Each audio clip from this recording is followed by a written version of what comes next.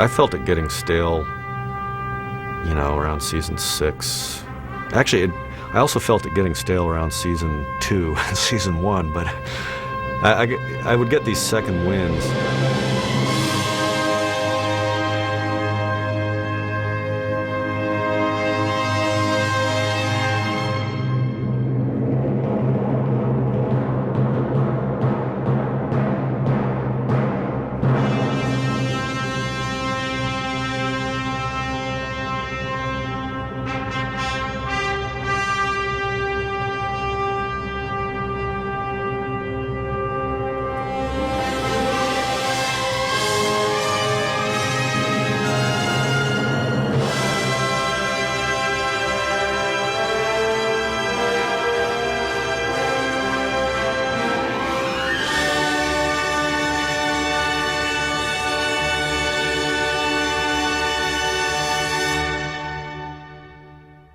Contractually, like I always assumed, and my first lawyer had told me, oh yeah, you can quit any time, and then you know, so at some point I kind of said, it was around season 2 or 3 of it, so I think I'm going to quit. And I said, well, you know, I thought you said I could quit. So, well, yeah, but you know, they can sue you, and they can.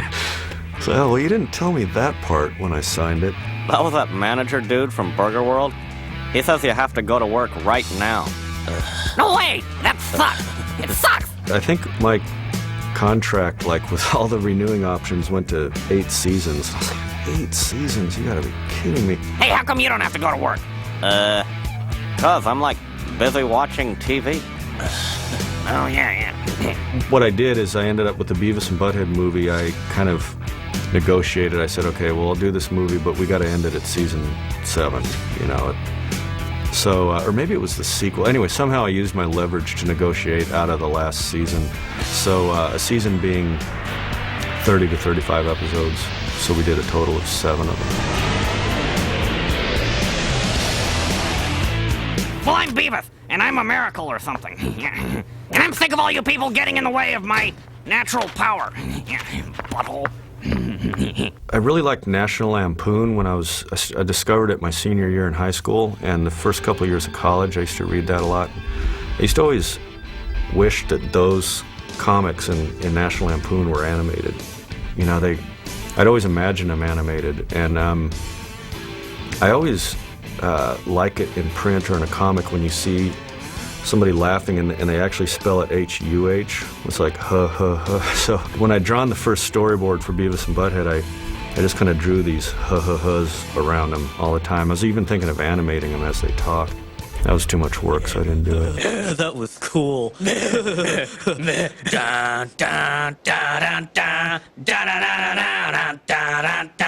Joe what?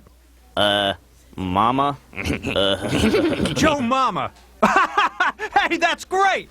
Certain people, like if I knew I was making them laugh, I knew I was doing something well, like if Yvette was good to have around, like if something's this Chris Brown, people that, like, a lot of times when I'm writing, I'm thinking I'm trying to make my brother laugh, or I'm trying to make an old friend laugh, and so if you have some of these people around and you're just trying to make them laugh, then that always helps.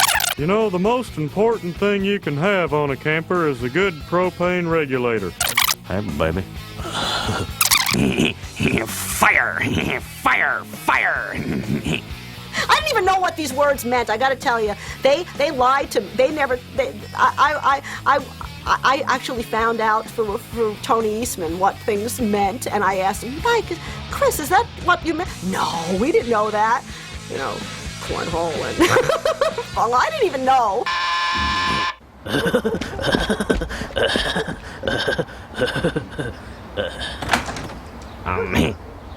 Hello? Damn it. Nobody here. Damn it. Bunghole! Oh, yeah. That worked pretty good, yeah. Everything happens through the process of acting. When I was an animator and would draw, I was just, I had to become that character. I become one. any character that I'm working with, the only way it works is to really understand the character and really be in that character's skin. That was the amazing thing, that the people who were receptive to the show were either in one or two categories. They either were the audience and loving it because they didn't get that anything was being made fun of, or they were aware of. That's why I felt it had the potential to go way beyond. These seeds suck. I knew you guys would screw this up. I just had to see for myself. What do you know about nachos, Daria? Yeah, diarrhea. There's something that just was inherently in my bones that I could relate to. Got a creature with spirit. There was a part of me that was these characters. You know, I'd like to think I was smarter. Damn it, McVicker, quit screwing around! I'll take you out back, and I'll kick your ass if you don't shape up! I knew it instantly. That hand who was writing that was outside of that audience, but reflecting the audience. Character humor. I mean, Beavis and Butt-Head is pure character humor, and in fact, many of the ideas for Beavis and Butt-Head episodes would start with Beavis and Butt-Head do something that's a very normal thing for people to do, and the only thing that makes it different is that Beavis and Butt-Head are doing it. This thing is starting to piss me off.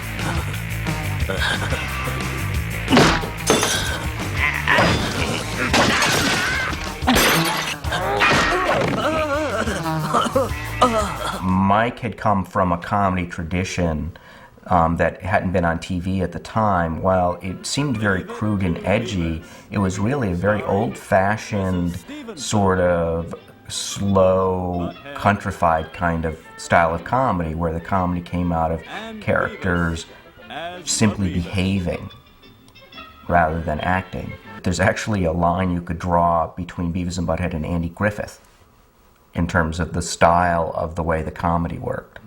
Even though the topics were very different, the character comedy was very much the same. Oh, hey there, Master Cleaver. Aren't you supposed to be in school? Well, I guess so. But all I know is I'm supposed to come in here and buy some cigarettes. Hey, you wouldn't be buying these for Eddie now, would you? Gee, how'd you know? You know, if you look at it from a comedy math point of view, it's really very old-fashioned kind of humor, even though at the time it was upsetting people with the topics that it was. I mean, they were just dumb guys. And there's a real long tradition of dumb guy comedies. You guys aren't drunk. You're just stupid. The show's kind of making fun of everybody in it. Nobody's portrayed positively. Except for maybe Daria and maybe once in a while like a customer in Burger World who's complaining. Hey, come on, can't somebody open another register? I don't have all day, you know. I got 3 kids in the car. Come on. I don't think they're mean intentionally. That may sound weird to some people, but they don't know any better. And I think there's a freedom that you get by just being stupid, you know. And sometimes it's liberating, I think, to watch. But it doesn't mean that you're intentionally cruel. And I think that's the difference between when it works and when it doesn't a lot of the time. Check it out, Butthead. Somebody left their locker open. Let's close it for him.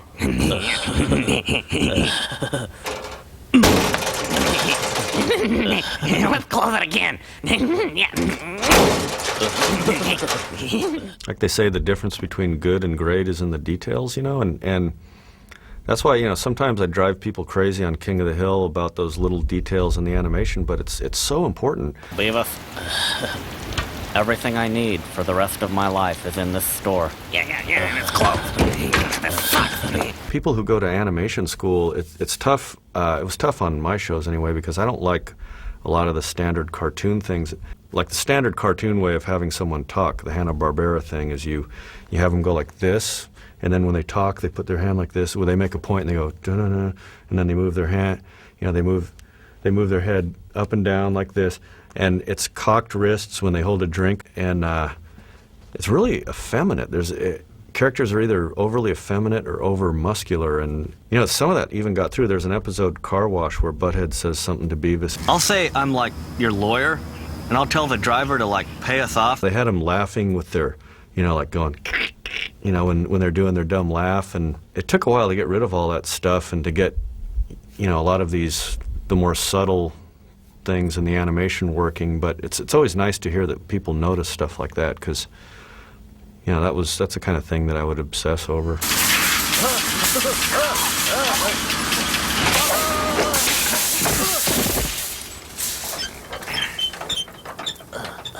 There's something really funny about cartoon pain, you know, and I used to love it in the Roadrunner, like, I don't know, the Coyote's expressions when he's in pain, or when he's just falling down into the abyss there. I used to love doing that with Beavis, like, you know, his eyes bug out, have his eyebrows even go up.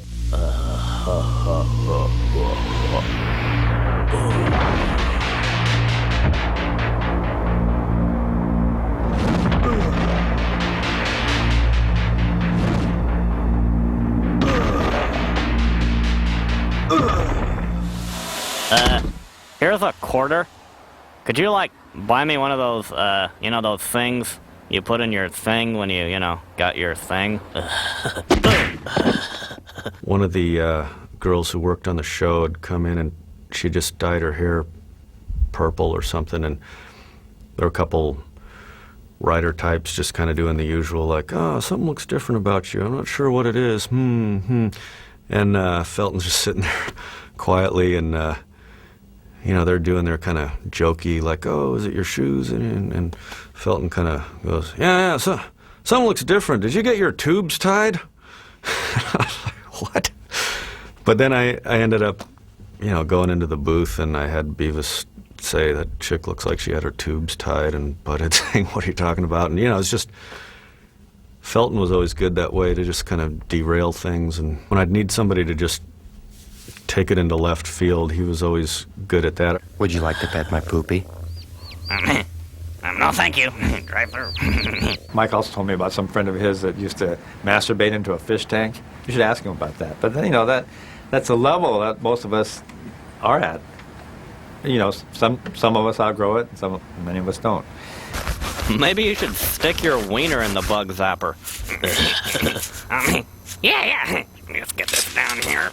Yeah, there we go. Just like that.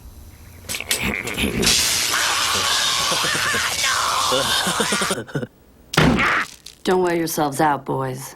Save some energy for me.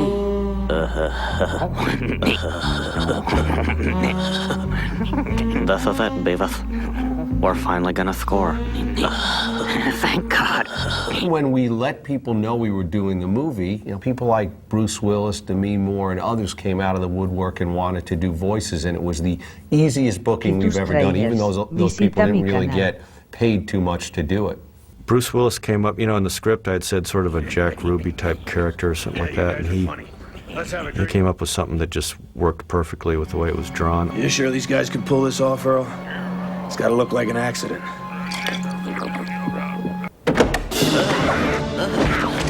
All right, who are you? CIA, FBI, ATF? Hey, Butthead, it's her. Whoa. Yeah. Also, David Letterman's in it. He's not in the credits, but he's Butthead's dad. I scored with these two chicks. True story. Yeah, me too. Yeah. You scored with two chicks? Yeah, they were sluts. The visual of them looking over the Grand Canyon and looking at the donkey and just saying it's coming out of the ass of the ass. I think it's those deep, meaningful scenes like that that resonate with me. But then it's like also coming out of the ass of the ass. It's one of those movies that, because it is such a unique set of characters, that I don't think they'll ever age. And so 10 years later, it kind of shocks you. Wow, it's that old. One of the great things that I think that I was so proud of, and I know Mike was proud of in the movie, was that it brought in, you know, bigger audience. God, I know we were so thrilled that Siskel and Ebert gave it 2 thumbs up, and the Times, all the, you know, the New Yorker, the Times, and who knows what else gave it great reviews because they got it. So, any of you chicks want to make out during the movie? I actually remember trying to explain how excited I was to my dad and say, you know, well, I'm starting to write for this new show. It's on MTV. I don't know if you'd like it. It's about 14-year-old kids who are really sort of stupid and self-destructive and into heavy metal. But I think it's got a chance to really be something. And I remember my dad saying, well, are you planning on writing for something else? And, he just didn't understand. Let me ask you a question, sir. Is your butt important to you? What? Damn it, get the hell out of here, you damn son of a bitches! Damn it, get! I would defend it for a little bit, but mainly in a way, you really don't know. You just take a look, you just watch it, you really don't know. You know, it's not what you think it is. So it's really funny, and that's all. I wouldn't get into fights. It's like, we don't want to work, we just want the money. Yeah, and chicks, yeah. I'd get hurt, you know, like it would be like unjust. Like I could go into a rant like Beavis if I wanted to about it. It's not fair. Beavis! Damn it, you will listen when I'm talking! No way! I'm sick of school, and I'm sick of you! What? Then it would come out that they never saw it. You know, they were just picking up on the hype, and then I'd resent even more the whole press, negative press, because that's what people knew. They didn't know the show. There was an article, I don't know where it started, I think in a Canadian paper, that talked about, it said the episode where they set a cat on fire. There's no such episode. It never happened. It got reprinted in all these newspapers around, and it's printed in my hometown paper. Never happened. The thing I always say about it, about all that controversy is, okay, Beavis and Butt-Head was a show on cable television, right? So you have to be responsible enough to pay your cable bill, to have cable installed, to do all those things. And I just can't imagine being responsible enough to do that and not being responsible enough to turn it off when you have to, or when your kid's watching something you don't want them to see, and when there's a disclaimer in front of the show saying kids shouldn't watch it. It seems ridiculous to me. Get hurt, expelled, arrested, possibly deported. To put it another way, don't try this at home. One of the things you have to deal with is sometimes, you would say like, oh, I'm a writer for Beavis and Butt-Head, and people would be like, oh, that show has writers? Like there was, people just would dismiss it as being so stupid. Nobody writes that. Okay, I'll trade you for these diapers. You can poop in them. Okay, I'll just put these back for you. I'm very proud of the fact that the writing that we had and the team of writers that contributed all have proven themselves again and again at how talented they are. Joe Stillman has co-written Shrek 2. Sam Johnson, Chris Marshall were writers on Frasier for a number of years. Eitan Cohen, King of the Hill. Larry Doyle, a Simpsons writer. David Felton was the editor of Fear and Loathing in Las Vegas.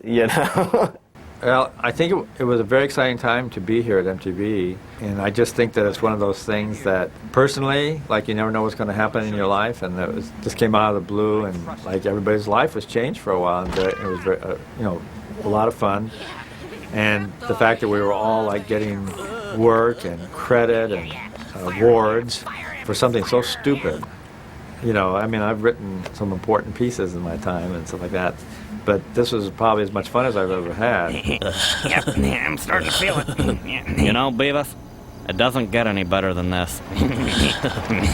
I was ready to stop when it came to an end. I kind of miss it now. I don't regret quitting when I did, though, because I actually think it's something that I could come back to and do little bits of. I don't know if I want to do a full-blown show again, but I felt it getting stale, around season 6.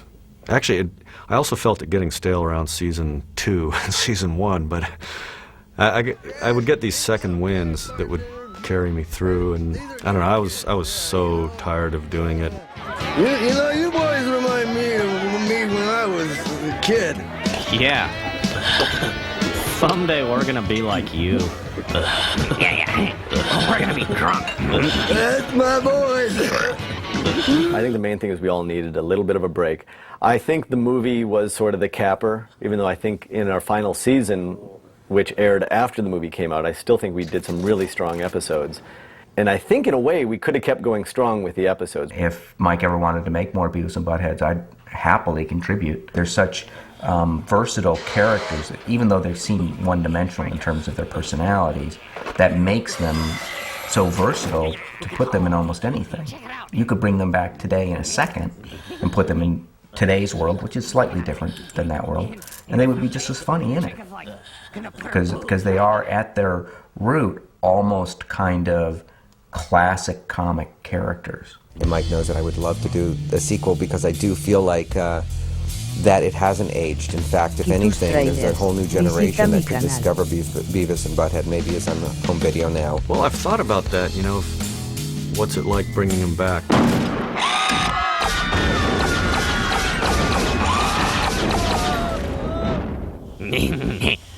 I'm back. Cool. I think if I brought him back, the best thing to do would just be keep them stuck in time in their same weird outfits. And I mean, they look weird anyway. They have these weird shorts, and it was supposed to be, to me, Adidas tennis shoes and black Adidases and gray shorts, which I happened to be wearing at the time I was first animating them. You know, the Simpsons, the Flintstones, I mean, these cartoon characters, the good thing about them is that they don't age, so why not have them not age? I actually have thought it would be fun to have Beavis and Butt-Head be like in their 50s. For some reason I have a harder time imagining them being in that middle ground in their 20s or 30s, but I can imagine them being old.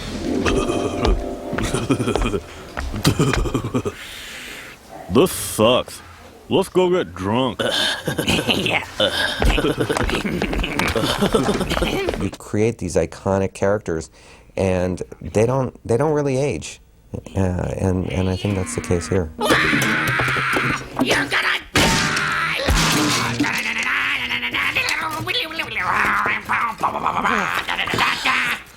That was cool, Beavis. We're like on our way. He loved it so much that he put his heart into it, and I think that's what makes it still great. And it's pure in that way, and there are a few creators like that, not too many. I think it's really about being true to what, you know, teen boys do and the prism through which they see life, and particularly innocent ones like those two. I mean, they are really base, and whatever they feel comes out of their mouths. And I sort of was that when I was a teenager. It's sad to say, but everyone knows Beavis and Butt-Head. You could relate to it, animated or real. They were part of your life at some point. To anybody who will listen, I will never have a more fun job in my entire life. It's just very hard to watch almost any of the episodes and not crack up. No character that I've ever worked with has been as pure, and that's like the word I use to describe them a lot. It's I gotta say, a more satisfying show to do when it was done right, because Beavis and Butt-Head, it's like you put a little bit in and you get more out than you put in. To me, Beavis and Butt-Head, when it's good, has that thing. It's a ridiculous premise. Three Stooges, it's the same thing over and over again, but I can keep watching it. Cheech and Chong, I don't, you just kind of want to be there with those guys, and I kind of hoped that Beavis and Butt-Head would be in that category. I'm just glad it's finally over. You know what I'm saying? Yeah, really. At least now we can get on with our lives.